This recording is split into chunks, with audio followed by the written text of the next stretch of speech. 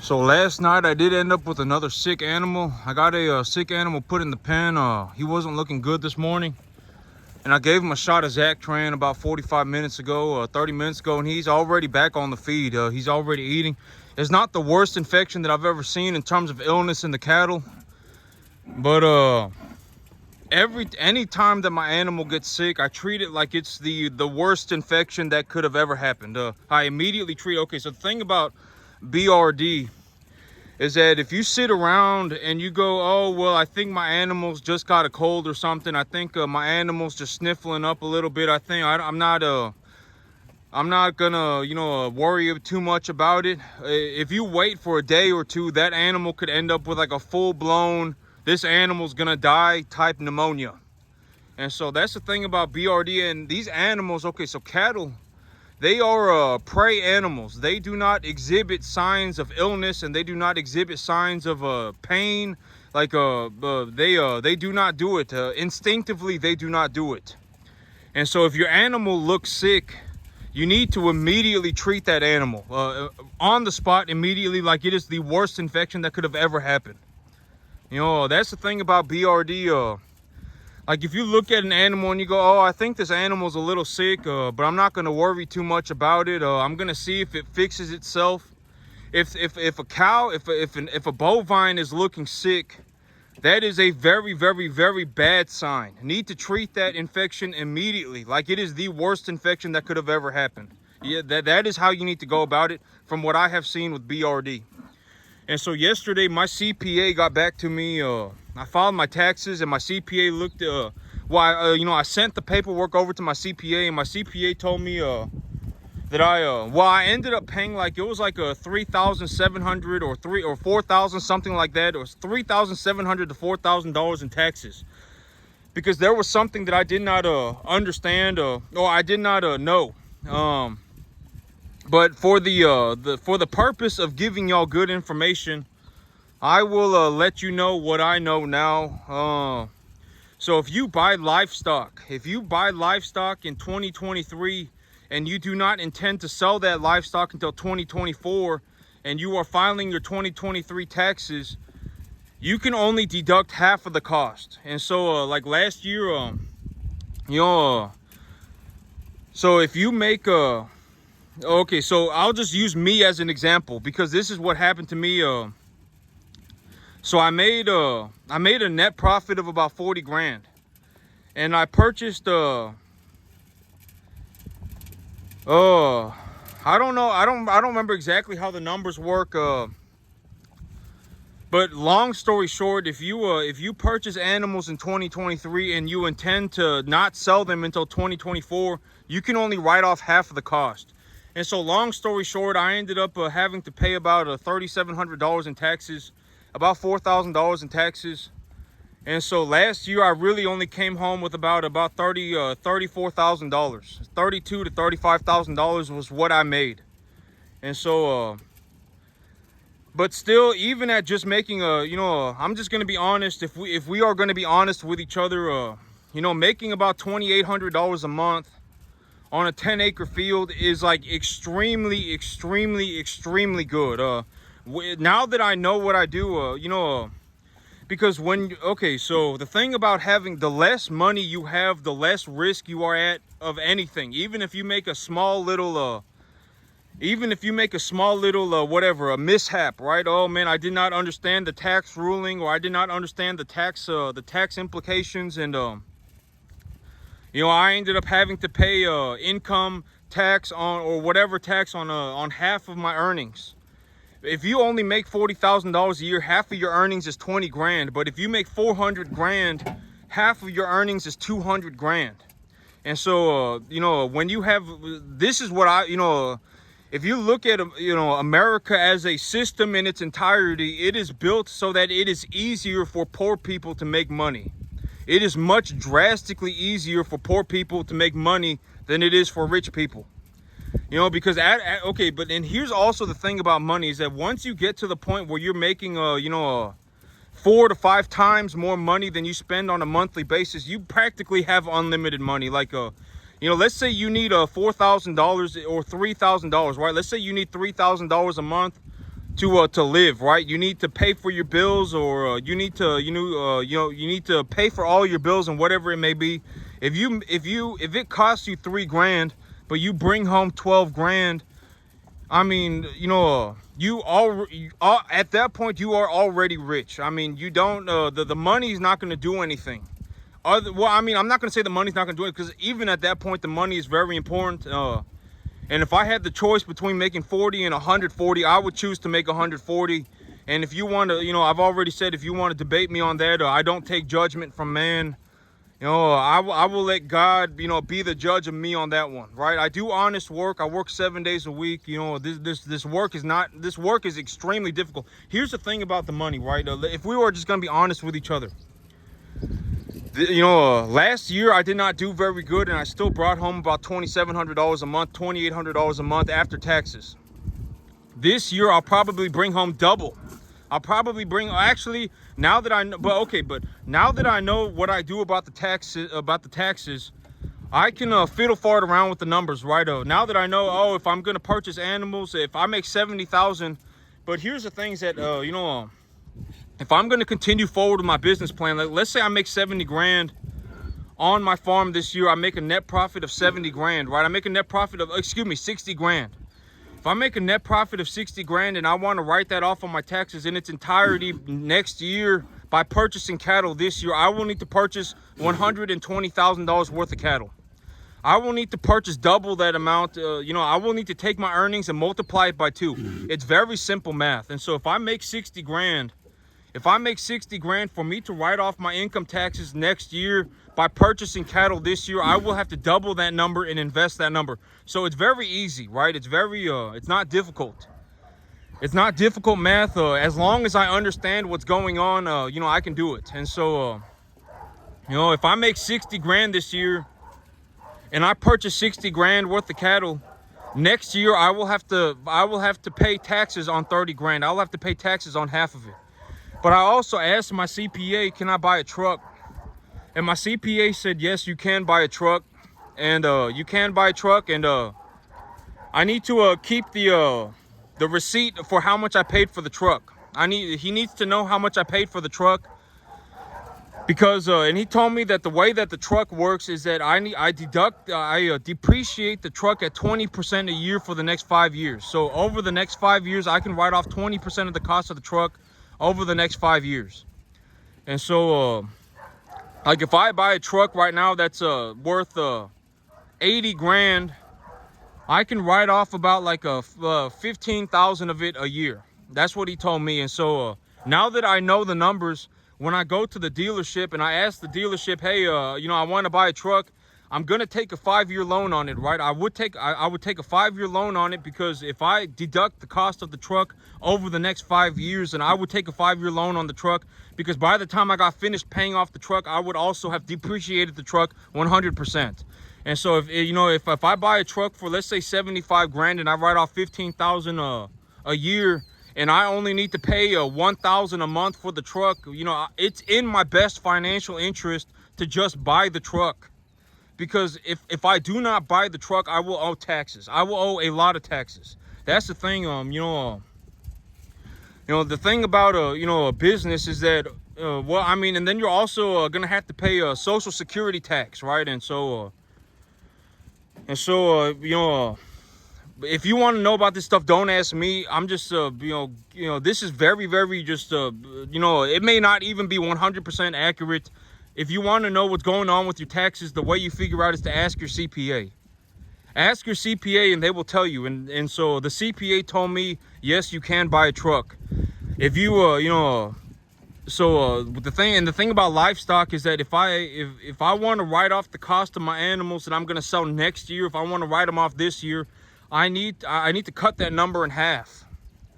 And then I'm going to owe taxes on that half. And so if I really want to get, away from paying income tax, I need to take my earnings and then double it and then invest that. That is how you do it. And so, like this year, if I make 60 grand, I need to invest 120 grand to not pay income taxes. And so, now that I know, I can figure it out, right? I can figure it out. Yeah, I'm gonna have to sit there and I'm gonna have to think about it for a little while longer and see exactly what I'm gonna do. But that's the way that the truck works, is that if I buy a truck, it's 20% a year depreciation over the next 5 years. And so the thing about income tax is that, income tax, the more money you make, the more income tax you owe. And so you'll start off at like 10%, and then it'll go all the way up to like, in Texas, it's like all the way up to like 37 or something like that percentage of your income. And then you also have to pay, I think it's like a 12 point. I'm not exactly sure exactly how much the Social Security tax is, but you just need to anticipate that you're going to pay about a quarter to half of your money in taxes. That is what I from what I have seen, that is about if you were going to sit there and budget for your business, if you were going to put a budget on a piece of paper for a business, I would just say be ready to pay about 1/4 to half of your money in taxes. And so if you do that, if you make more money, it's probably gonna be closer to half. And if you're in a different state that's not Texas, because Texas, we don't have a state income tax.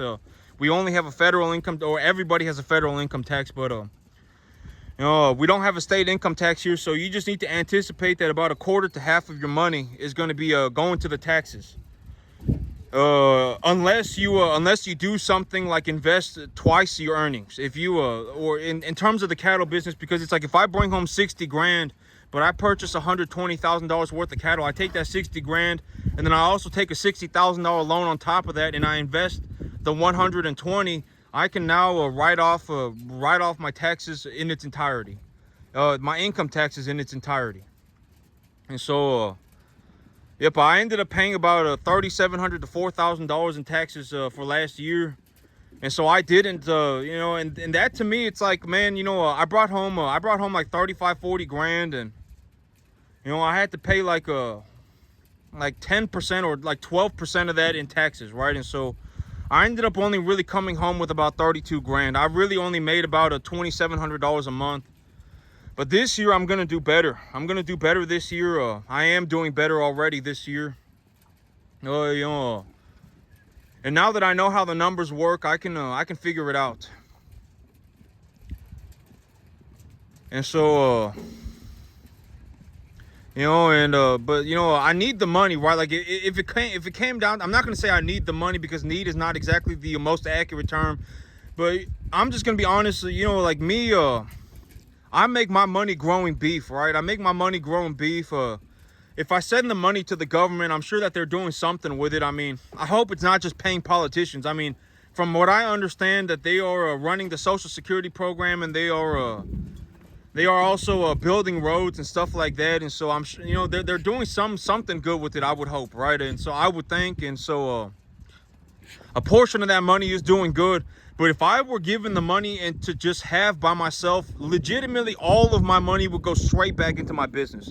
I mean, let's just be honest, farming is legitimately all I do, like 24 hours a day. This is legitimately my entire life. I mean, if you gave me 4 grand, I would just grow more beef with it, right? I would just grow more beef, and I think that is very important. And so like if I hand the money to a politician, I don't know where the money's going. Are they using it effectively? Are they investing it properly? I don't know, right? They may be. I may just not know. I mean, if they, if I really knew exactly where every one of my dollars was going, I would be more willing to, pay that tax. But that's the thing about me, is that if I can legally just not owe taxes, I'm legally just not going to owe taxes, right? I mean, because if you gave me the money and let me hold on to the money, I would just grow more beef. And it's very important that I grow beef, right? It's very important that I grow beef. It's not like the beef is just going to fall out the sky. And so, ultimately, this right here, it ends up feeding people. People get to eat because, because of this. And so, that is just my perspective. I don't know enough about politics, and I don't know enough about taxes to, but that's just how I see things.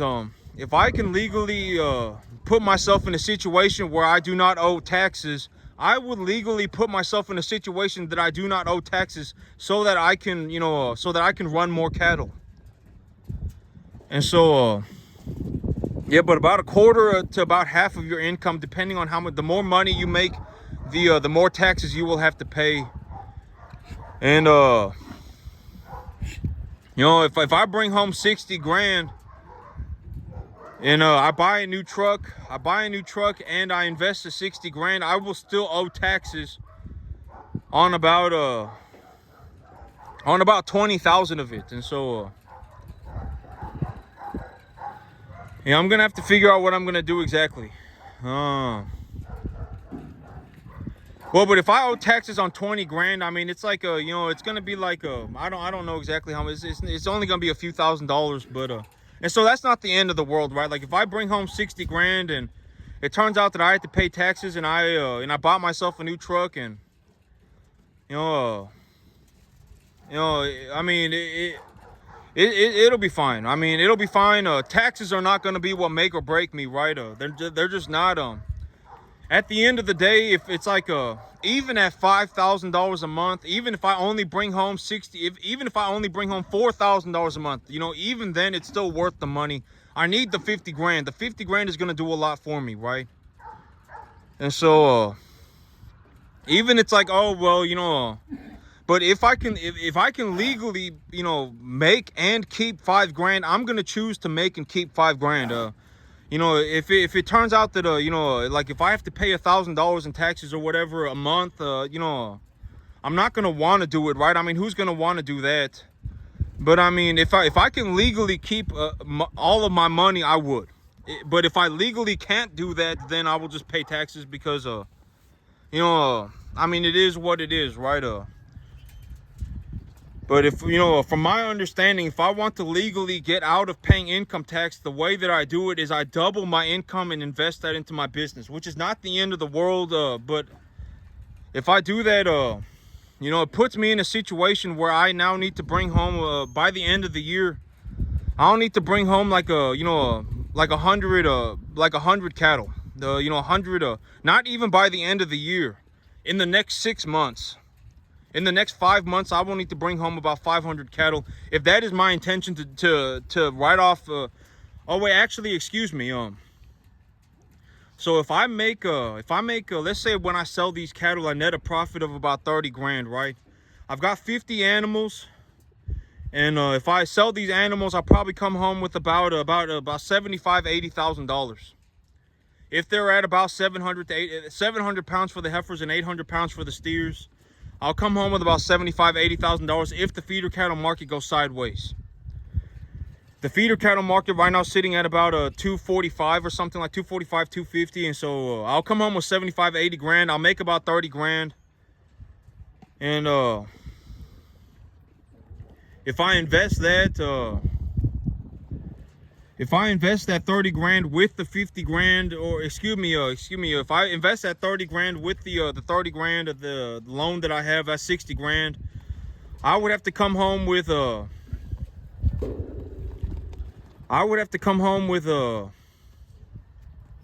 about 80 animals by the end of the year. If I were genuinely going to run this plant, because I run about 2.5 lot of cattle a year. And so by the end of the year, if I were to continue my business plan, I would need to have about 200 cattle. By the end of the year, it'd be about 160 to 200 cattle. If I want to get out of paying income tax, I would need to bring home about 160 to 200 cattle. And this is also what I mean by do not start a business and lose all your money just to write off your income tax. Because if you go into business and you're like, my grand master plan is that I don't want to pay income tax, and so I'm going to start a business, and then you find out that you're going to have to run 200 cattle by yourself to not pay income tax, and then you know, royally mess it up. You mess it up in a royal fashion, then you will be in debt forever. This is also what I mean, you know, but this is a very good example. This is a very good time for me to say it. Like if you listen to me talk, do not take my business plan and copy and paste it if you are not going to do everything in its entirety. You know, because you have to understand that if you want to get out of paying income tax on about 100 grand, you're gonna have to run about double that amount in cattle. So if you got $100,000 of income and you want to not pay income tax on it, you are gonna have to run $200,000 worth of cattle, about 200 to 250 animals, depending on what size you bring them in at. And if you bring in 200 to 250 animals and you go, oh, now I don't have to pay income tax on 100 grand, and you mess it up, you will be in debt forever. I mean, legitimately forever. If you lose $250,000, if you lose like 200 grand, for the average person, you are essentially done forever. I mean, you just legitimately threw yourself off a cliff and hit the bottom. I mean, it was a 200-foot drop, and you legitimately just went head first off that cliff. And so, when you listen to my business plan and when you listen to me talk and you listen to me how I'm gonna run my numbers, I'm just telling you this is objective information. This is objective information. I am not suggesting you do anything. I'm not suggesting this for anybody. I'm just saying that this is what I'm doing myself. In terms of me, this is what I'm doing. But this is a very good time to say it. If you are looking to start a business to just write off your income tax, do not do it. If you do that and you lose all your money, you will be wrecked forever. You will never make it back financially, ever, into infinity and beyond. Most people cannot even run 10 cattle. Most people cannot even run 20 cattle profitably. It's kind of a miracle for me to be sitting here and being like, last year I made 30 grand. I made $32,000 to $35,000 on my farm last year. That's kind of a miracle. A lot of people don't know that, but it's kind of a miracle. Let's just be honest. The chances of this happening are like 1 in a million to 1 in 10 million. Almost nobody. Most people can't even make 35 grand on 500 acres. Most people can't.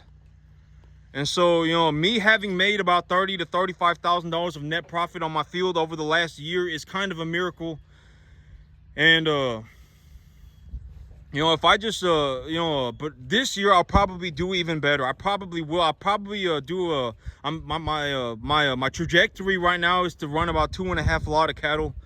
But if I run 2.5 lot of cattle on my 10-acre field, I'm going to be in a situation where I need to have about 200 to 250 cattle to write off my income taxes, or to write off my taxes. I will need about 200, 250 cattle. And so I'm going to ask the bank for a loan, and if the bank won't give me a loan, I'm going to go and buy myself a new truck. Because if I buy myself a new truck, at least I can write that off of my taxes. And I would rather own a truck than give the money to the government. Because if I have a new truck, it's going to make my business better, right? It's going to give me an opportunity to do better for myself, etc., etc. And the business that I do is very important, right? The cattle business is very important. This is what your beef looks like. A lot of people don't know, but this is what beef looks like, right? And so, if somebody's not doing it, I mean, it's not going to get done. The beef is not going to fall out the sky. And so, but that's what happened to me. I ended up having to pay about $3,700 to $4,000 in taxes, because I did not know that if you purchase cattle at the end of the year with the intention of selling them next year, then you will have to you can only deduct half of that. I did not know that, and so I ended up having to pay taxes. But now that I know that, I can figure something out for next year. But realistically, if I was going to figure it out, to take it to zero, I would need to bring in like 200 to 250 cattle by the end of the year. And so I don't know exactly what I'm going to do. I'm going to see if I can buy more land. If I can buy more land, I'd be willing to run 200, 250 cattle a year by myself. That's not the end of the world. I'd be willing to do it. I already run, I run 50 right now. And so if I just 4 or 5 folded it, but if I had the proper infrastructure and I already have the know-how, and I can do it. It's not a big deal. But I'm not going to the sale barn today. I'm just going to work with the 50 animals that I got. I'm going to work with the 50 animals that I got. Next week, I'm going to plant grass. And once these animals are squared away and good to go, and I take them to the market, I will reinvest the earnings then. But that's it for me today, YouTube. Y'all have a good one.